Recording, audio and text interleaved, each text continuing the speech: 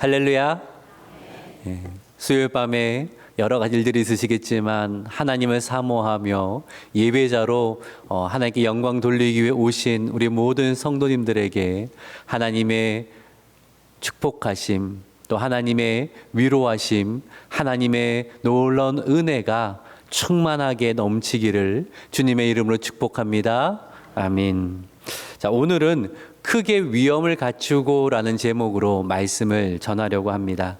우리가 지난 수요일에 살펴본 내용은 바울이 베스도가 주관하는 재판을 받게 된 일이었죠. 바울은 그때 로마 황제에게 상소를 했습니다. 바울 사건을 심리한 베스도는 바울에게 죄가 없음을 알았습니다. 그러면 당연히 무죄를 선언하고 바울을 석방해야 맞는 거지만 그러지를 않았다라는 거죠. 왜냐하면 베스도는 그래도 전임 벨릭스보다는 훨씬 더 성실하고 정직한 사람이지만 그도 역시 이제 막 유대 총독으로 왔기 때문에 유대 지도자들의 좀 마음이 신경이 많이 쓰였던 겁니다. 그냥 석방하자니 유대 지도자들이 영 탐탁지 않을 것 같고, 그러면 이제 유대를 다스리는 일들에 여러 어려움이 있을 것 같은 거예요. 그래서 물어봅니다. 로마법에 접촉되는 건 없으니까 바울, 너가 예루살렘으로 가서 너희 종교법에 따라서 재판을 받는 게 낫지 않겠냐, 이렇게 물어봤더니 바울이 뭐라고 답을 하였죠? 아닙니다. 나는 황제에게 재판을 받겠습니다. 자, 이렇게 이야기를 했죠.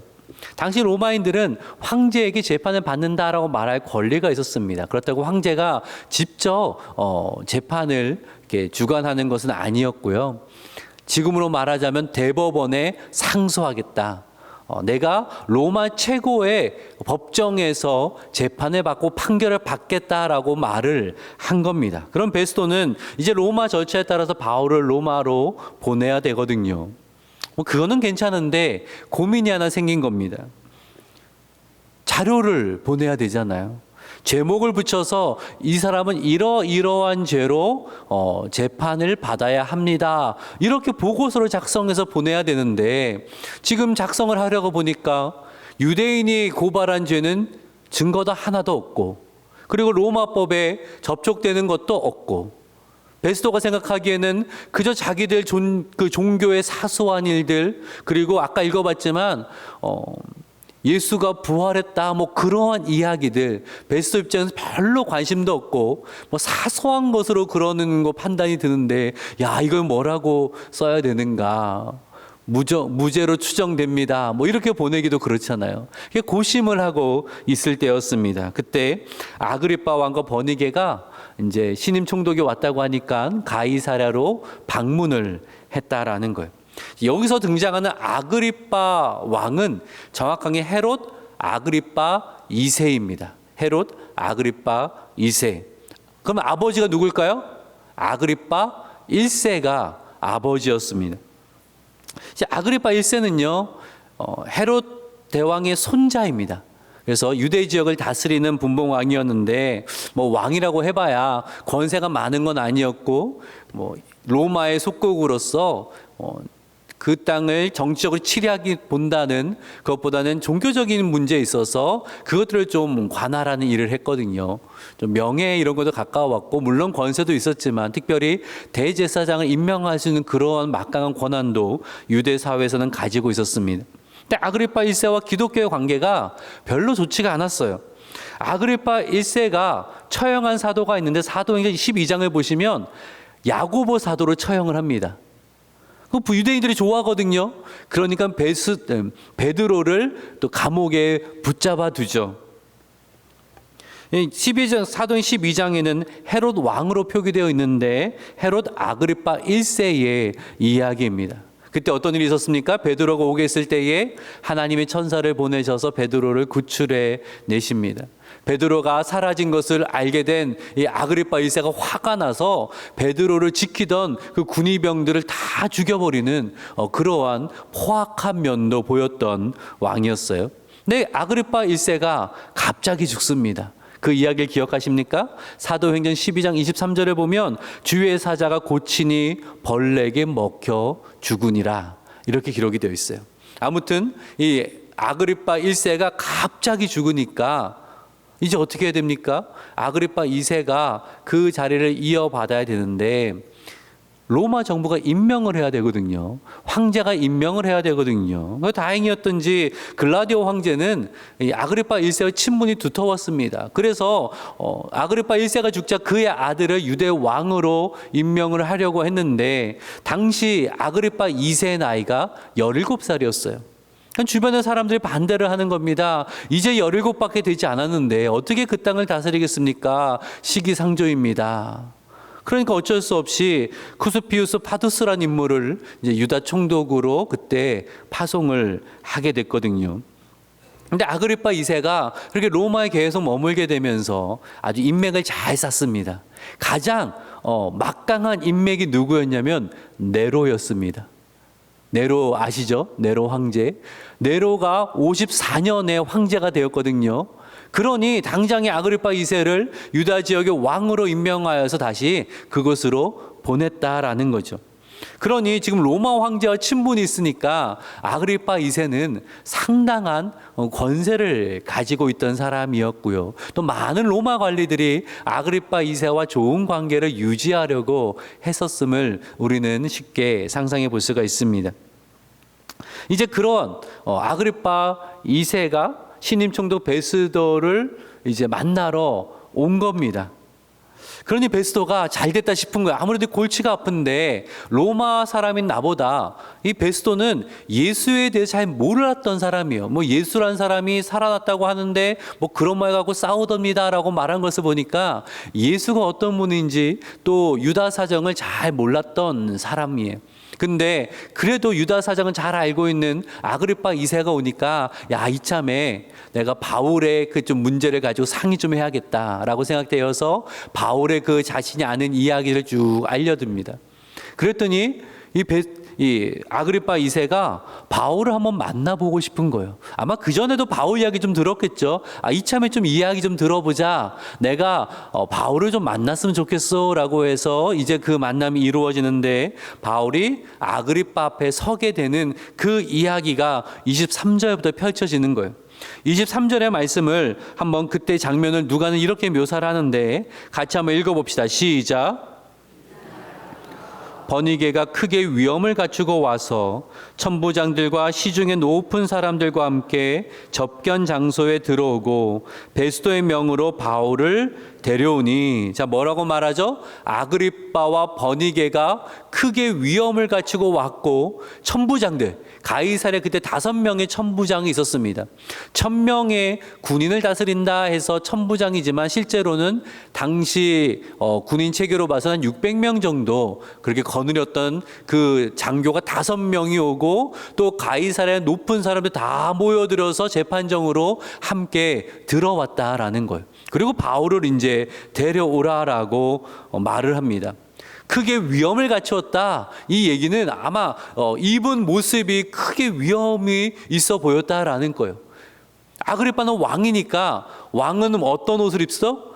자주색 옷을 입고 왕관을 쓰고 버니게가 화려하게 옷을 입고 있고 또 베스도 역시 주홍색 예복을 갖추고 있고 천부장과 다른 모든 귀인들도 화려하고 멋진 옷을 입어서 그 광경을 봤더니 크게 위엄을 갖추고 있었더라. 이렇게 지금 묘사를 하는 거예요. 이제 바울이 왔습니다. 그럼 바울은 어땠을까요? 2년간 구금 상태에 있었던 바울, 옷은 어땠을까요? 뭐 그냥 좀 허름하고 좀 뭐 낡고 그런 옷 입고 있지 않았겠습니까?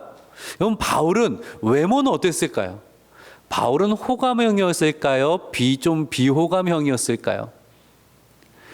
성경에 바울의 외모에 대한 기록은 없어요. 근데 외경 중에서 바울과 테크라의 행적이라는 외경이 있는데 거기는 바울의 외모를 좀 다루고 있습니다. 호감형인지 비호감형인지 내 이상에 가까운지 아닌지 한번 잘 들어보세요. 일단은 대머리였습니다. 그리고요, 눈썹이 어떻게 그런지 모르는데 한 곳에 이렇게 뭉쳐서 붙어 있었대요. 두 눈썹이. 그리고 매부리 코였대요. 키는 작았고 다리는 바깥으로 좀 휘어 있었대요. 난 이런 사람이 이상형이다. 혹시 청년 중에 자매 중에 난 이런 사람과 결혼하고 싶다라는 분이 계실까 모르겠는데, 그래도 외모를 묘사하는 끝에는 이렇게 써있긴 했어요. 인간의 모습에 천사의 얼굴을 가진 자. 상당히 인상은 좋았던 것 같아요. 믿음의 사람이니까 인상은 좋을 수밖에 없죠. 하지만 그 외모는 그렇게 호감형이라고 좀 이렇게 누군가 부러워할 만한 그런 외모는 아니었던 것 같아요. 한번 상상을 해보십시오. 아그리빠 왕, 버니게 총독, 그리고 천부장들, 귀족들 멋있는 옷을 입고 크게 위엄을 갖추고 그 앞에 서 있는데 바울이 나왔는데 바울의 옷은 꾀죄죄하고요.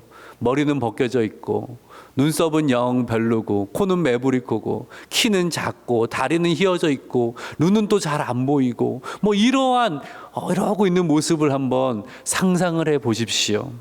너무나 대조적이지 않습니까? 그 앞에선 바울의 모습이 너무나 초라해 보이지 않습니까? 바울 앞에 선 사람들은 위엄이 넘치는데 바울은 아무런 위엄도 없이 참 초라하게, 그때는 나이가 또 제법 됐으니까 초라하게 나이 든 그 노인 한 사람, 그 사람이 있는 거, 이런 것을 우리는 상상해 볼 수가 있어요. 오늘 본문을 묵상하는데 어쩌면 이 바울의 초라한 모습이 세상 앞에 서 있는 성도의 모습은 아닐까라는 생각이 들더라고요. 세상은 오늘 아그리빠가 보여주는 것처럼 화려함을 보여주고 권세를 자랑을 합니다. 성도는 어떻죠? 물론 성도의 삶도 화려할 수도 있고 권세를 가지고 있을 수도 있지만, 신앙이 좋은 순으로 물질적인 복을 받던가요?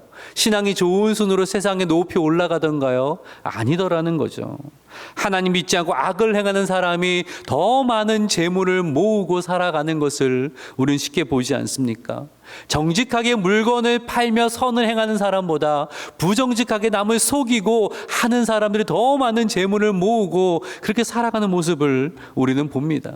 세상에 권세를 가지고 있는 사람들, 하나님 앞에 정직하고 선을 행하여서 세상의 권세를 가졌습니까? 정말 요즘 정치면을 보면 뉴스를 보고 싶지 않을 정도로 사람들이 쉽게 거짓말도 하고 쉽게 배신도 하고 잘못을 해도 안 했다고 이야기하고, 우리 그 너무 많이 보잖아요. 서민들은 좀만 잘못해도 다 이렇게 잡혀가는데 그 사람들은요, 잘못을 보면도 어떻게 요리조리 잘 피해 빠져나가는지. 그 사람들 뭐래요? 유전무죄, 무전유죄다. 돈이 없으면 없는 죄도 생겨나고 돈이 있으면 있는 죄도 사라지는 그 세상의 부조리함 앞에서 성도가 때로는 너무나 무기력하고 너무나 약하고 작게 느껴질 때가 있다라는 거예요. 어떤 분들은 이야기하면서 그런 말씀들을 저에게 가끔 하면서 속상한 마음에, 목사님 참 부끄럽습니다. 제가 기도하는데 이렇게 약합니다. 내가 기도하는데 이렇게 실패를 경험합니다. 참 제가 부끄럽습니다. 신앙이 부끄럽다는 이야기가 아니라 그냥 자신의 모습을 보니까 세상에 비해 참 초라하고, 믿지 않는 친구들, 사람들 보기에는 좀 내가 신앙이 있다는 것이 뭔가 좀 그래도 위엄을 갖추고 뭔가 보여주고 싶은데 그러지 못하는 그 현실을 우리는 마주하게 된다라는 거죠. 그러면 누가는 이 장면을 통해서 무엇을 지금 보여주고 싶은 걸까요? 바울의 초라함을 지금 보여주고 싶은 걸까요? 오늘 본문 23절의 말씀을 깊이 들여다보면 누가가 전하는 바가 보인다라는 거예요. 23절에 이 말씀을 보니까 이튿날 아그리빠와 버니게가 크게 위엄을 갖추고 와서라고 되어 있는데, 이 위엄이라고 번역된 헬라어 단어가 참 흥미롭습니다. 헬라어는 판타시아라는 단어인데, 이 같은 어근에서, 이 어근 자체는 이제 드러내다라는 이러한 어근 동사인데, 이 어근에서 나온 단어가 뭐냐면 판타시스라는 단어가 있어요. 판타시스, 위장, 가식이라는 거고요. 이 단어에서 영어 단어, 우리가 판타지라고 하잖아요. 판타시인데 이 판타지라는 이 단어가 나왔어요. 이게 뭐예요? 환상, 공상이라는 단어이잖아요. 누가가 의도가 무엇일까요? 아그리빠와 버니게가 드러내고 있는 위험은 위장이고 가식이고 이것은 허황된 것에 불과하다라는 것을 이 단어를 통해서 지금 나타내고 있다라는 거예요. 사람이 어떨 때 가식을 행하고 위장을 합니까? 내가 가진 것에 자신이 없을 때, 뭔가 나를 감추고 싶을 때 위장을 하고, 그쵸? 가식을 행하는 겁니다. 지금 아그리빠와 버니게가 그러하다라는 거예요. 제가 이 아그리빠와 버니게 실체를 좀 말씀을 드리겠습니다. 헤롯 대왕 가계도를 하나 보여드릴게요. 좀 이걸 보면서 설명을 드릴 텐데, 가장 꼭대기 있는 사람이 이제 헤롯 대왕입니다. 제가 좀 간편하게 이 가계도를 이렇게 만들었는데, 와, 그래도 얼마나 이게 복잡한지 한참 제가 이제 만들었거든요. 헤롯 대왕은 로마 최초의 황제 아구스토 시대에 유대 지역을 다스렸던 왕입니다. 성경에는 언제 등장해요? 헤롯 대왕이 등장한 때가 예수님 탄생 때. 그쵸? 동방의 박사들이 와서 왕이 태어나셨다라고 하니까 헤롯이 놀라고 또 화가 나여서 베들레헴 그 주변에 2살 이하의 산의 아이는 다 죽여라. 이런 끔찍한 명령을 내린 사람이 헤롯 대왕이에요. 자, 헤롯 대왕이 죽은 후에 그 아들들 중에서 여러 아들들이 있었는데 아들 중에서 아켈라오, 안디바, 빌립 2세가 그 헤롯 대왕이 다스리던 그 영토들을 좀 나눠서 이제 통치를 하게 됩니다. 그래서 이 사람들을 분봉왕이다라고 그렇게 부르는데, 성경에는 그냥 헤롯으로 나올 때가 많아서 좀 여러분이 헷갈릴 때가 있지만 사실은 다른 인물들이라는 거예요. 자, 여기서 아켈라오는요, 사마리아와 유대를 다스렸던 사람입니다. 상당히 포악했던 사람이에요. 헤롯 대왕도 포악했지만 아켈라오는 더 포악했어요. 그래서 그 요셉이 아들 피신했을 때에 이제 헤롯 대왕이 죽었단 말을 듣고 이스라엘 돌아가려고 했는데 아켈라오가 왕이 되었단 말을 듣고는 가지를 않아요. 그만큼 아주 포악한 사람으로 이렇게 명성이 자자했던 사람이 아켈라오입니다. 얼마나 포악하게 다스렸는지 유다 백성들 견디지 못해서 탄원서를 황제에게 계속 보냈고요. 결국 통치 10년 만에 왕의 자리에서 폐위당하고 맙니다. 그래서 로마 총독이 와서 사마리아와 유대 지역을 그때부터 다스리게 되었어요. 그리고 헤롯 안디바는 예수님의 고향 나사렛에 있고 또 예수님 초기 사역이 중심지인 갈릴리 지역이랑 또 좀 내려 밑에 베레아 지역을 다스렸었는데, 성경에는 세례 요한의 책망을 받은 인물로 그렇게 나옵니다. 자, 잘 보면 안디바와 누가 지금 연결이 되어 있어? 빨간 화살표로 헤로디아와 연결을 시켜놨죠. 왜 연결을 해놨을까요? 부부라서 연결을 이렇게 제가 빨간색으로 해놓은 거예요. 근데 거기 숫자가 보이세요? 숫자가 뭐예요? 2라고 되어 있죠. 자, 그럼 1은 어떻게 되어 있어요? 헤로디아와 빌립 1세와 연결되어 있고 숫자 1로 되어 있죠. 무슨 얘기냐면 헤로디아는 안디바의 배다른 형님이긴 한데 형님이 빌립 1세의 아내예요. 둘이 원래 부부 관계였어요. 근데 안디바가 형수 헤르디아를 사랑하게 된 거예요. 그러면서 빌립 1세와 헤르디아가 이혼을 하게 되어지고 안디바와 헤로디아와 결혼해서 살게 됐거든요. 막장 드라마도 이런 내용은 못 쓸 거예요. 항의가 엄청 나올 거예요. 형수를 사랑하여 이혼시키고 형수와 결혼한 정말 콩가루 집안의 이야기가 여기에 나오거든요.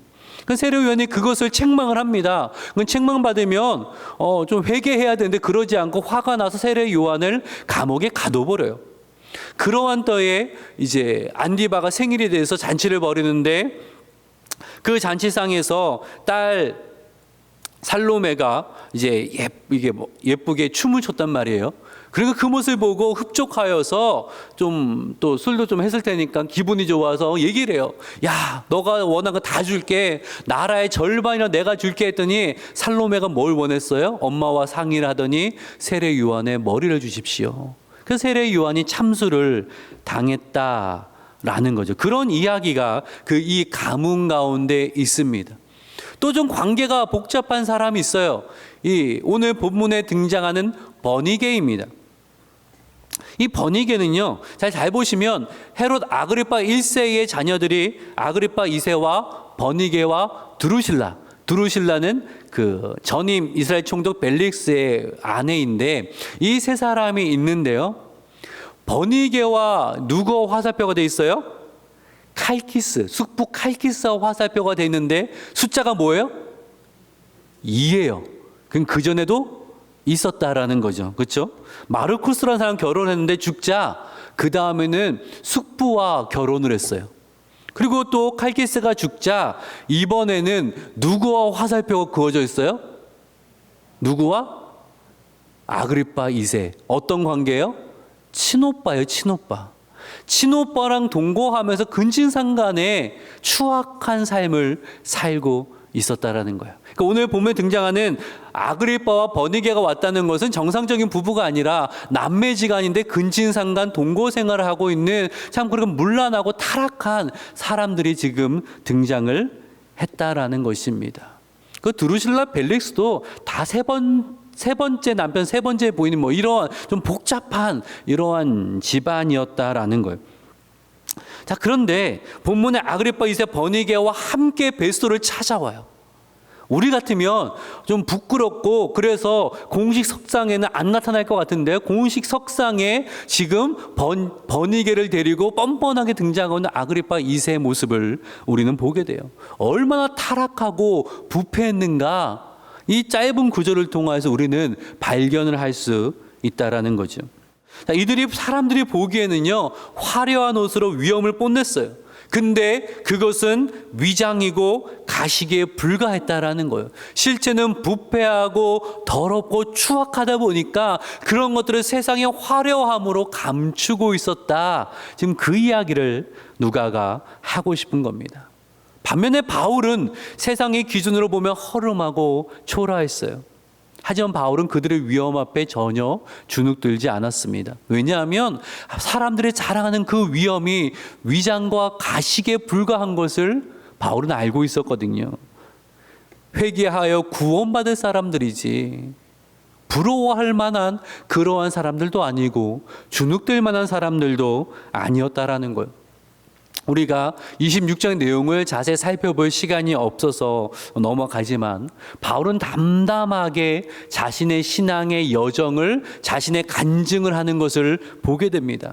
아그리빠가 바울의 말을 듣고 물어봐요. 네가 지금 나를 그리스도인 되게 하려느냐? 너 나에게 전도하는 거야? 라고 물어보는 거죠. 그랬더니 바울이 뭐라고 말해요? 사도행전 26장 29절은 한번 같이 읽어봅시다. 시작. 말이 적으나 많으나 당신뿐만 아니라 오늘 내 말을 듣는 모든 사람도 다 이렇게 결박된 것 외에는 나와 같이 되기를 하나님께 원하나이다 하니라. 나처럼 결박된 것 외에는, 죄를 짓지 않았음에도 불구하고 결박되는 이런 것 외에는 모든 사람이 나와 같이 되기를 원합니다. 이렇게 말을 하고 있는 거예요. 바울에게 뭐가 있어요? 아그리빠가 가지고 있는 세상의 화려함도 없고 세상의 위엄도 없고 세상의 권세도 없는 것이 바울입니다. 근데 바울은 당당하게 모든 사람이 나와 같이 되기를 원합니다 라고 말하고 있어요. 왜요? 바울이 가지고 있는 것이 진짜이거든요. 그걸 지금 보여주고 있는 거예요. 바울이 가지고 있는 것이 진짜라는 거예요. 세상을 대표하는 그 앞에 있는 아그리빠나 버니게나 많은 사람들이 가지고 있는 것들, 그거는 위험은 위험인데 환상과 같다라는 거예요. 사람들이 손에 쥐려고 하지만 잡히지 않는 거라는 거죠. 손에 쥔 것 같은데 금방 사라지고 마는 것. 운이 좋아서 좀 실력이 있어서 잡았다 한들 좀 가지고 있다가는 또 놓고 떠날 수밖에 없는 그러한 것들이라는 거예요. 영원하지 않은 가짜들이다라는 거죠. 하지만 바울이 지고 있는 것, 더 나아가 우리가 지고 있는 것은 진짜다라는 것을 오늘 본문은 말씀하고 있는 거예요. 우리는 영생의 복음을 들고 있음을 우리는 기억해야 된다라는 거죠. 우리가 가지고 있는 약속이 무엇입니까? 세상이 주는 그런 허무한 약속이 아니라 하나님 나라의 영광의 상속자가 될 것이라는 약속을 우리는 지고 있잖아요. 우리가 영화롭게 바뀔 거라는 그 약속을 우리는 지고 있다라는 거예요. 우리가 가지고 있는 것은 영원하다라는 거죠. 그러기에요, 오늘 본문은 우리에게 말씀합니다. 여러분 당당하십시오. 여러분 당당하십시오. 세상을 부러워하지 마십시오. 그렇잖아요. 진짜를 들고 있는 우리가 가짜를 가지고 있는 사람들을, 세상을 부러워할 이유가 무엇이 있습니까? 가짜가 진짜를 부러워해야지, 진짜가 가짜를 부러워하고 가짜를 따라가면 그거는 앞뒤가 맞지 않는다라는 거죠. 그런데요, 이런 앞뒤가 맞지 않는 일들이 오늘날 많이 일어나고 있다라는 거예요. 많이 일어나고 있다라는 거예요. 교회가 세상을 따라가고 있어요. 교회가 가진 것이 진짜인데 세상이 가진 일시적인 그 강함과 부함이 부러워서 교회가 세상을 따라가고 있어요. 세상이 교회의 기준을 배워야 되는데 교회가 세상의 기준을 배워서 그것으로 판단하고 있어요. 좋은 교회의 기준이 뭐가 됐어요? 몇 명이 모이냐? 그 건물은 어떻냐? 1년 예산은 어떻게 되냐? 헌금액은 어떻게 되냐? 그런 것이 세상이 좋아하는 기준이 교회의 기준이 되고 말았어요.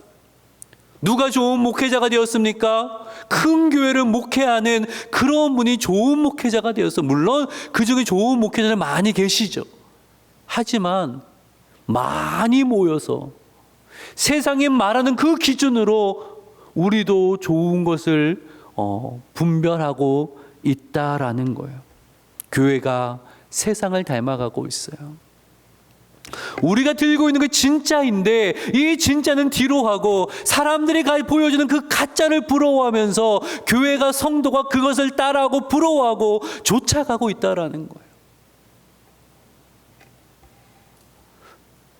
성도는 진짜가 주어졌고 진짜 약속을 받은 자들인데 세상의 강함과 부함과 높음을 바라보며 그걸로 끌려가고 있으니 이게 문제가 아닙니까? 지금 이 도전을 오늘 본문은 우리에게 주고 있다라는 거예요. 오늘 본문 우리에게 묻습니다. 진짜 위험이 무엇입니까? 제가 오늘 본문 제목 그래서 크게 위험을 갖추고라고 되어 있는데, 크게 위험을 갖추었다는 건 도대체 어떤 것입니까? 크게 위험을 가졌다는 것이 우리에게도 역시 세상의 강함을 갖추고 세상의 부함을 갖추고 세상의 권세를 가지고 그렇게 나아가는 거, 저게 정말 위험을 갖춘 건데 나에게는 위험이 없다, 나에게는 자랑할 것이 없다, 나에게는 드러낼 것이 없다라고 탄식한다면 우리는 대단히 큰 오해를 하고 있다라는 거예요. 진짜 위험은 하나님께 속한 것입니다. 진짜 위험은 하나님께 속한 것입니다. 내 안에 거룩한 성령 하나님이 계신데 하나님이 드러날 때에 그때 진짜 위험이 나타나게 된다라는 거예요. 예수 그리스도의 생명의 복음, 하나님의 능력의 복음이 우리 안에 들려 있는데 그 복음이 드러날 때에 거기에 진짜 능력이 있고 위험이 있다라는 거예요. 하나님 나라의 소망이 드러날 때에 하나님 주신 상급을 바라보는 그 기대와 기쁨이 나에게 넘쳐날 때에 그게 정말 위험을 갖춘 삶이 아닙니까? 오늘 보면 우리에게 질문하고 있습니다. 진짜 위험을 갖춘 것이 무엇입니까? 여러분은 어떠한 것을 소망하며 살아가고 있습니까?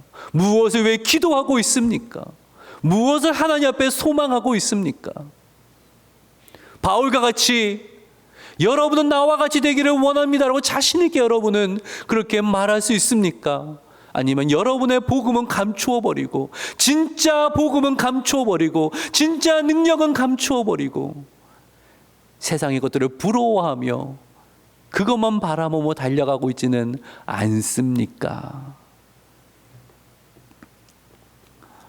말씀을 정리하면서 여러분, 세상에 가짜 부러워하지 말고 우리에게 주어진 진짜를 자랑하고 진짜를 드러내게 되기를 소망합니다. 그러기 위해서 늘 기도하십시오. 하나님의 임재 속에서 성경이 말하고 있는 진리를 내가 경험케 하여 주시옵소서. 정말 하나님 말씀하신 그 놀라운 은혜를 내가 경험케 하여 주시옵소서. 하나님 말씀하시는 그 영광이 무엇인지 내가 그것을 알게 하시고 그것을 경험케 하여 주시옵소서. 가짜가 판치는 이 세상에서 진짜가 무엇인지를 자신 있게 말하고 자신 있게 드러낼 수 있는 그런 멋진 성도의 삶을 살게 하여 주시옵소서. 이것이 우리의 소원 되어지고 우리의 기도 제목 되어지기를 주님의 이름으로 부탁하며 축복합니다. 아멘. 함께 복음송 찬양하기를 원합니다. 내는 주의 영광을 보내라는 이 가사를 가지고 있습니다. 내는 주의 영광을 보내. 참 짧은 문장인데요. 우리가 이 짧은 문장을 잃어버리고 사는 것 같아요. 내는 주의 영광을 보내. 우리가 바라고 소망하는 것이 하나님의 영광이고 우리가 가진 진짜 약속이고 능력이어야 될 텐데 우린 주의 영광을 보려고 하는 것이 아니라 자꾸 세상의 영광만 보려고 해요. 하나님의 크심을 보려고 하는 것이 아니라 세상의 크심을 보려고 하고 하나님의 부요하심을 보려고 하는 것이 아니라 세상의 부요함을 보고 그 부요함을 따라가고 싶어요. 하나님의 존귀하심, 나를 존귀하게 세워주신 하나님을 바라봐야 되는데 세상의 높은 것만 바라보며 다른 사람과 똑같이 그것을 쟁취하려고 하고 있단 말이죠. 그래서 이 짧은 문장, 우리가 찬양으로 고백한 이 짧은 문장, 내는 주의 영광을 보내. 이것이 우리의 고백이고 우리의 소원이고 우리의 기도 제목이 됐으면 좋겠습니다. 함께 찬양합니다. 내는 주의 영광을 보내. 우리 가운데 계신 주님, 그 빛난 영광 온 하늘 덮고 그 찬송 온 땅 가득해. 내는 주의 영광을 보내. 내는 주의 영광을 보내. 찬송 가운데 서신 주님,